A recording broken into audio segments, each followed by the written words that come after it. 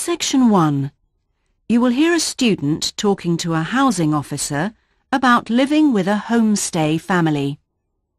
First, you have some time to look at questions 1 to 6.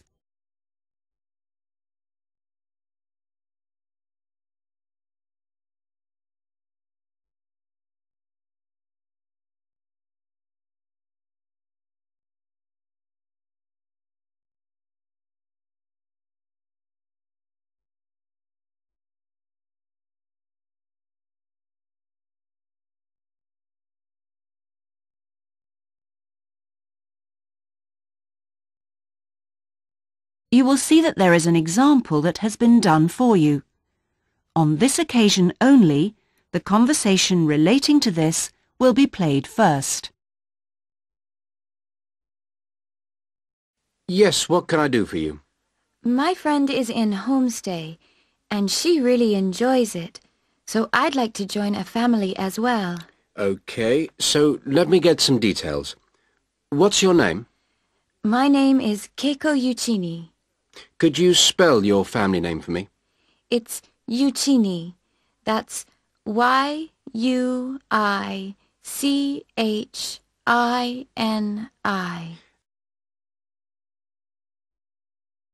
The student's surname is Uichini, so Uichini has been written on the form. Now we shall begin. You should answer the questions as you listen, because you will not hear the recording a second time. Listen carefully and answer questions 1 to 6. Yes, what can I do for you? My friend is in homestay, and she really enjoys it, so I'd like to join a family as well. Okay, so let me get some details. What's your name? My name is Keiko Yuchini. Could you spell your family name for me? It's Yuchini. That's Y-U-I-C-H-I-N-I. And your first name? It's Keiko. K-E-I-K-O. That's Keiko Yuchini. Okay, and you're female. And your nationality? I'm Japanese. Right. And could I see your passport, please? Here it is. Okay, your passport number is JO6337. And you're how old?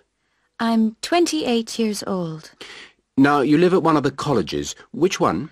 Willow College, room 21C. Right, 21C Willow College.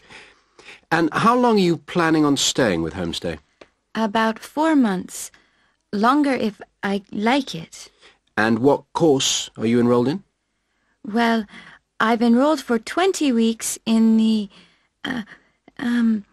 Advanced English Studies because I need help with my writing.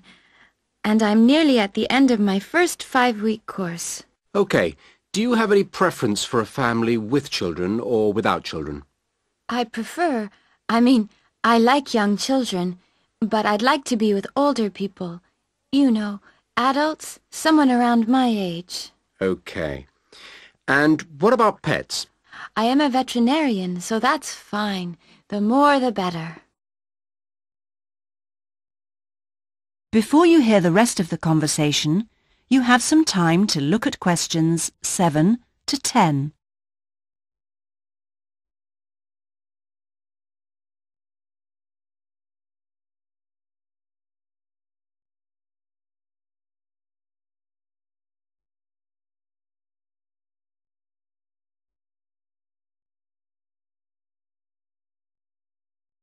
Now listen and answer questions 7 to 10.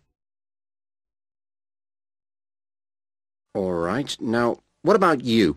Are you a vegetarian or do you have any special food requirements? No, I am not a vegetarian, but I don't eat a lot of meat. I really like seafood. And what are your hobbies? I like reading and going to the movies. Do you play any sports? Yes, I joined the handball team, but I didn't like that, so I stopped playing.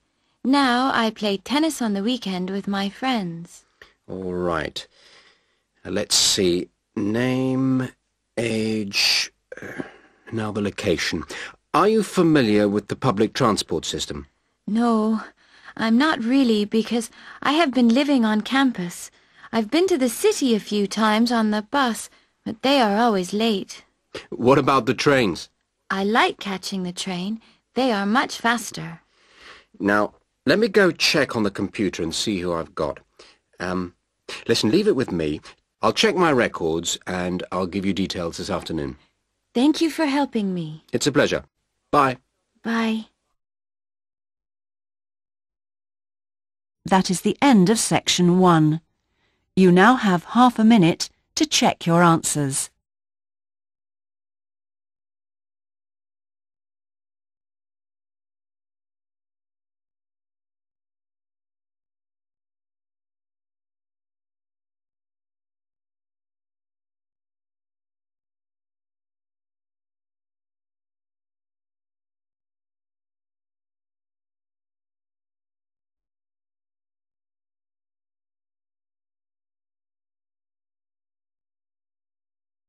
Now turn to section 2.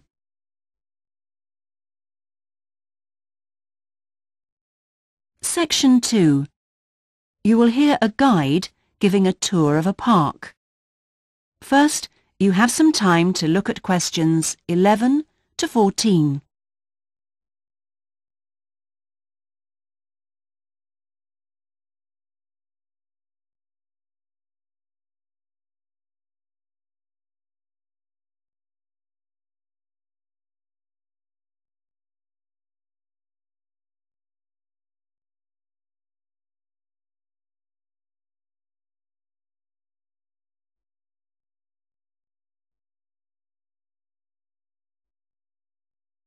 Now listen carefully and answer questions 11 to 14. Welcome to all of you. Can everybody see and hear me? Good. I'm Sally, your guide for this tour of the Bicentennial Park. I hope that you're all wearing your most comfortable shoes and that you can keep up the pace. So, let's get underway on our tour around this wonderful park. I'll start today with some general background information. There used to be a lot of factories in this area until the 1960s. Creating the park required the demolition of lots of derelict buildings on the site, so most of the exciting park space all around you was originally warehouses and storehouses. The idea of building a public park here was first discussed when a property developer proposed a high-rise housing development, but the local community wasn't happy. If the land was to be cleaned up, they wanted to use the site for recreation. Residents wanted open space for outdoor activities rather than housing or even an indoor sports complex. Now, to the Bicentennial Park itself. It has two areas, a nature reserve and a formal park with man-made features and gardens. The tall blue and white building in front of us is called the Tower and is the centre point for the formal gardens.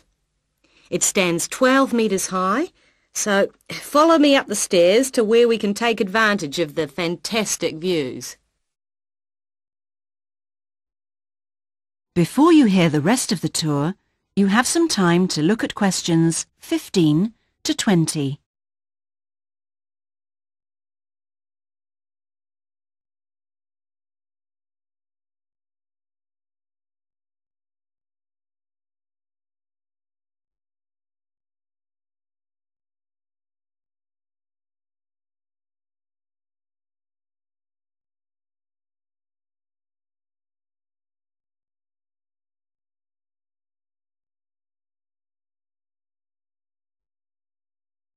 Now listen and answer questions 15 to 20. Well, here we are at the top of the tower, and we're going to look at the view from each direction. Out to the east, the large buildings about a kilometre away are on the Olympic site. There's an indoor arena for gymnastics, a stadium for track and field, and a swimming pool for races and synchronised swimming, and also diving. If you look carefully down there, you can see the train lines. The Olympic site has its own station to encourage the use of public transport. There is also a car park, but it only holds a limited number of cars. The formal park has some specially created water features. If you look out here to the south, you can see a circular ornamental pond. And around to the west, you can relax and sit on a bench to smell the flowers in the rose garden. And finally, up to the north, if you look in front of you now, there's a lake with a small island in the centre. You can hire rowing boats at the boat shed, which you can't see from here. But if you look through the trees, you can see the cafe, which has lovely views across the water. OK, let's climb down now. We will go now and have a look at the nature reserve section of the park, which has opened up natural wetland to the public. The mangroves have been made more accessible to visitors by the boardwalk built during the park's upgrade. You'd think that people would come here to look at the unusual plant life of the area, but in fact it's more often used for cycling and is very popular with the local clubs. This is the far end of the park, and over there you can see the frog pond, a natural feature here long before the park was designed. Just next to it we have our outdoor classroom, a favourite spot for school parties. The area is now most often used by primary schools for biology lessons. And finally, let's pass by the Waterbird Refuge. This area is in a sheltered part of the estuary. That's why the park's viewing shelter is a favourite spot for bird watchers who can use it to spy through binoculars. You can watch a variety of water birds, but most visitors expect to see black swans when they come to the shelter. You might spot one yourself right now. Well, here we are back at our starting point, the Visitors Centre. That is the end of section 2. You now have half a minute to check your answers.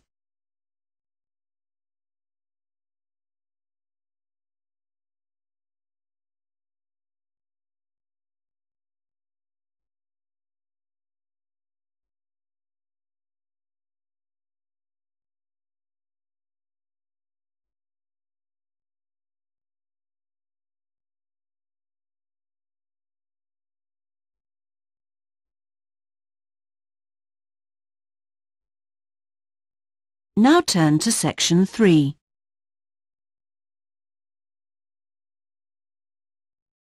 Section 3. You will hear two students discussing a geography presentation they're going to give. First, you have some time to look at questions 21 to 26.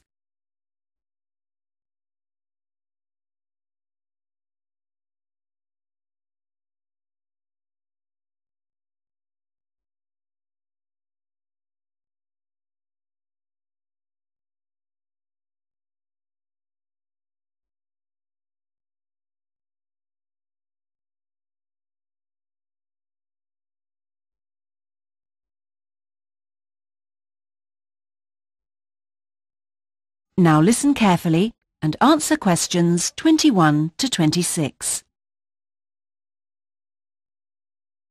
Remind me, Trevor, how long is the presentation? Dr. White said 3 per hour. So about 20 minutes. Well, it'll be 15 minutes per presentation. And 5 minutes for questions? And is this one going to be assessed? No, not this time round, because it's the first one, you know. Oh, good news. Well, Trevor, what are we going to include? Well, do you think we ought to give some historical background? Oh, no, definitely not. We won't have time. OK, but I think we ought to say something about the geographical location, because not a lot of people know where the islands are. Yes, OK. I'll take notes, shall I? Yeah, that'd be a help. So, geographical location?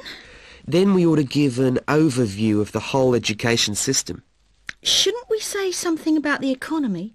You know, agricultural produce, minerals and so forth? Well, Dr. White said we shouldn't go into that sort of detail. But it's pretty important when you think about it, you know, because it does influence the education system. Look, let's think about that one later, shall we? Let's see how we're doing for time. Okay, so general overview of education? Of course. And then the role of English language. No, that goes in the language policy seminar, don't you remember? Are you sure? Positive. All right. So those are the topics we're going to be covering.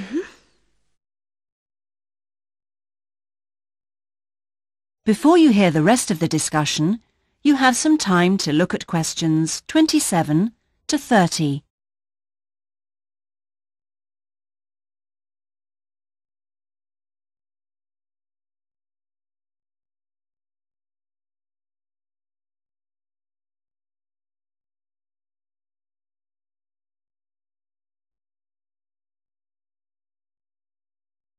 Now listen and answer questions 27 to 30.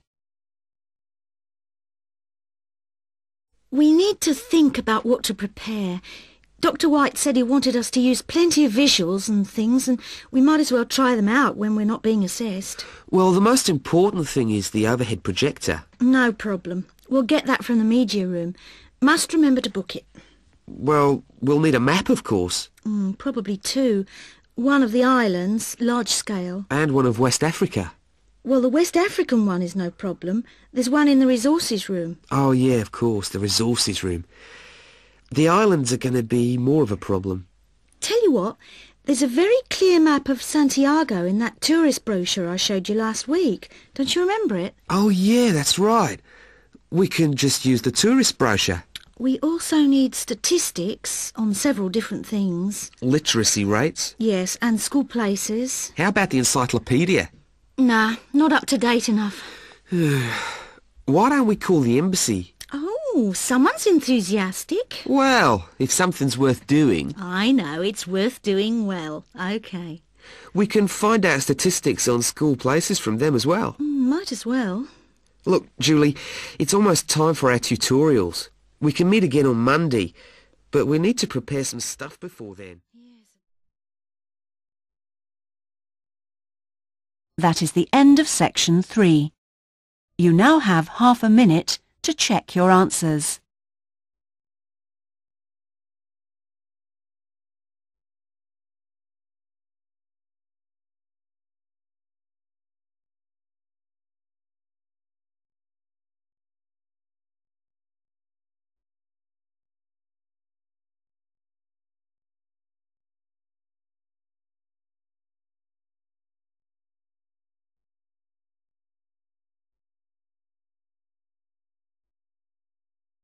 Now turn to section 4.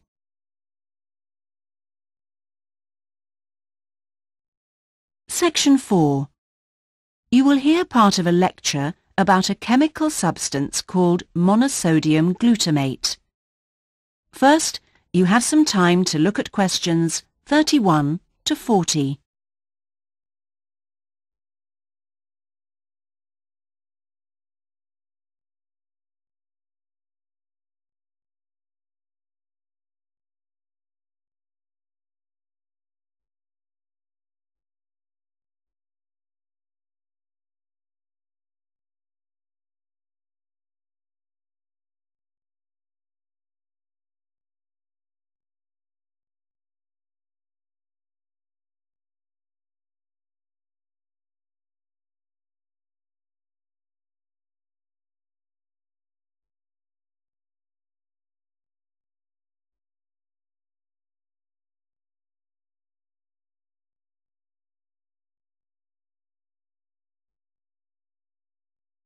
Now listen carefully and answer questions 31 to 40. In today's lecture, I'm going to talk about monosodium glutamate, or MSG as it's more commonly known. Now, MSG, as you probably know, is a flavor enhancer which is used particularly in Chinese and Japanese cooking. Today, I am going to explore why it is so popular in these cuisines, and more importantly, how does it enhance the flavor of food? The main reason why MSG is more commonly used in Japanese meals is tradition.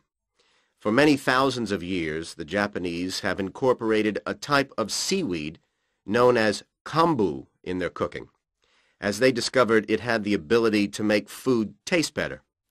But it wasn't until 1908 that the ingredient in kombu, which was responsible for the improvement in flavor, was actually discovered to be glutamate by scientists working there. From 1908 until 1956, glutamate was produced commercially in Japan by a very slow and expensive means of extraction. It was in 1956 that the speed of the process was improved and industrial production increased dramatically and still continues to increase to this day. In fact, hundreds of thousands of tons of MSG are produced all over the world today.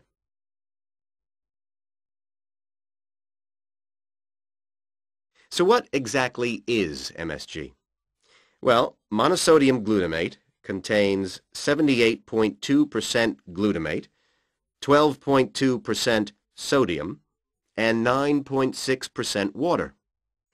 Glutamate is an amino acid that can be found naturally in all protein-containing foods. So this includes food such as meat and cheese. It is widely known that Chinese and Japanese food contains MSG, but many people don't seem to be aware that it is also used in foods in other parts of the world. For example, it is found in commercially made Italian pizzas, in American fast food, and in Britain, MSG is used in things like potato crisps. So, how exactly does MSG work?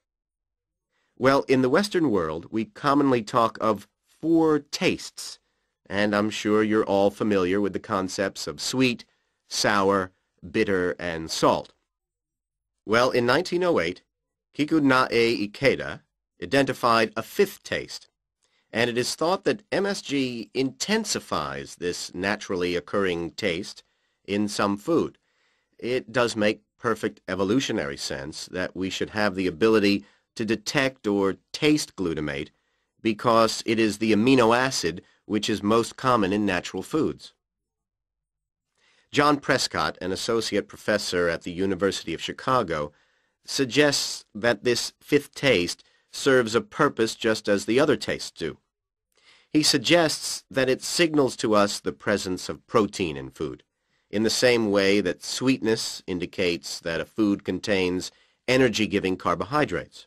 Bitterness, he says, alerts us to toxins in the food, while sourness warns us of spoilage, and saltiness signals the presence of minerals. So, what else do we know about this 5th taste? That is the end of section 4. You now have half a minute to check your answers.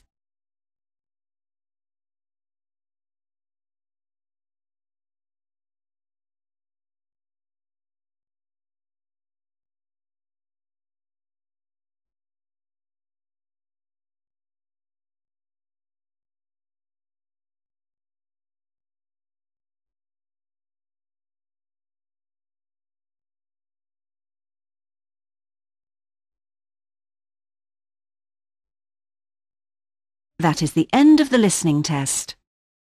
In the IELTS test, you would now have 10 minutes to transfer your answers to the listening answer sheet.